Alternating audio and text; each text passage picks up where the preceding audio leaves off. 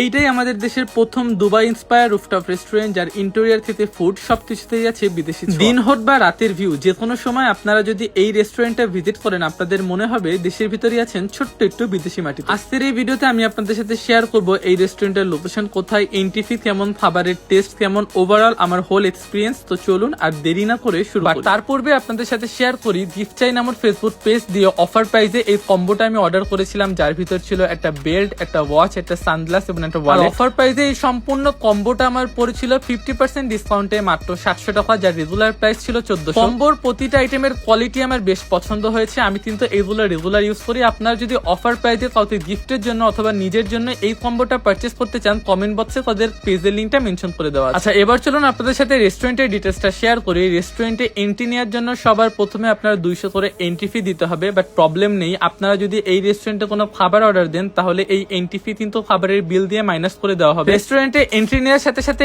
Indoor একটা setup, তার বাইরে আছে রুফটপ একটা সেটআপ, আর রুফটপের উপরে আরো একতলা রুফটপ আছে, মানে পরপর 2-3 তলা মিলিয়ে সুন্দর এই রুফটপ রেস্টুরেন্টটা সাজানো হয়েছে, যার ইন্টেরিয়র সম্পূর্ণ দুবাই থিমে করা হয়েছে। রেস্টুরেন্টে ভিজিট করলে কিছু সময় আপনার মনে হবে আপনি বাইরের কোনো একটা দেশে চলে এসেছেন, কারণ রেস্টুরেন্টের প্রতিটা কোণা যেমন সুন্দর পিকচার ফ্রেন্ডলি, তেমন প্রতিটা কোণা এত সুন্দরভাবে সাজানো হয়েছে যে দেখতে অনেক বেশি ভালো লাগছিল। তাদের রুফটপের সাইডে ইনডোর একটা রেস্টুরেন্ট ব্যবস্থা আছে, যেটা সম্পূর্ণ শীতাতপ নিয়ন্ত্রিত। তাদের ফুড মেনুতে সব ধরনের ফুড কুইজিন আছেন, যেমন থাই, চাইনিজ, ইন্ডিয়ান এবং জাপানি। টু বি অনেস্ট, তাদের রেস্টুরেন্টের ফুড মেনুর ফুডের প্রাইস অন্যান্য রেস্টুরেন্টের চাইতে একটু বেশি। খাবার দাবার অর্ডার করে বাইরে বৃষ্টি শুরু হয়ে দিয়েছিল, বৃষ্টির ভিউ এনজয় করছিলাম। আর খাবারের টেস্ট কেমন ছিল সেটা একটু পরেই বলছি, বাট এত সুন্দর ভিউতে খাবার যদি অর্ডার করতে না চান 200 টাকা এন্ট্রি ফি দিলেও কিন্তু আপনার লস। আর খাবারের টেস্ট নিয়ে যদি বলতে চাই, অ্যাকর্ডিং টু প্রাইস খাবারের টেস্ট আমার আহামরি খুব বেশি একটা পছন্দ হয়নি। আমার প্লেটারটা তাও মোটামুটি আমার পছন্দ হয়েছে, বাট আমার ফ্রেন্ডের প্লেটারটা তো আমার একটুও পছন্দ হয়নি। আমি তো বলবো আপনাদের যদি বাজেট প্রবলেম না হয় তাহলে এই রেস্টুরেন্টের খাবার আপনি অর্ডার করতে পারেন, বাট যদি বাজেট প্রবলেম হয় তাহলে এই রেস্টুরেন্টের খাবার অর্ডার না করাই ভালো। আর খাবারের বিল দিয়ে কিন্তু প্রথমে যে 200 টাকা এন্ট্রি ফি আপনার নেওয়া হয়েছিল সেটা কিন্তু মাইনাস করে দেওয়া হয়। আর দুইজনের আমাদের মোট খাবারের বিল এসেছিল 1900 সামথিং, মানে 2000-এর মতো। সো খাবার দাবার শেষ করে বাইরের ভিউ এনজয় করার জন্য এবং সুন্দর সুন্দর ছবি ভিডিও করার জন্য আমরা আউটডোরে চলে আসলাম। পার্সোনালি আমি আপনাদের সাজেস্ট করবো এই রেস্টুরেন্টটা ভিজিট করে জাস্ট এন্ট্রি ফি নিয়ে ভিউ এনজয় করার জন্য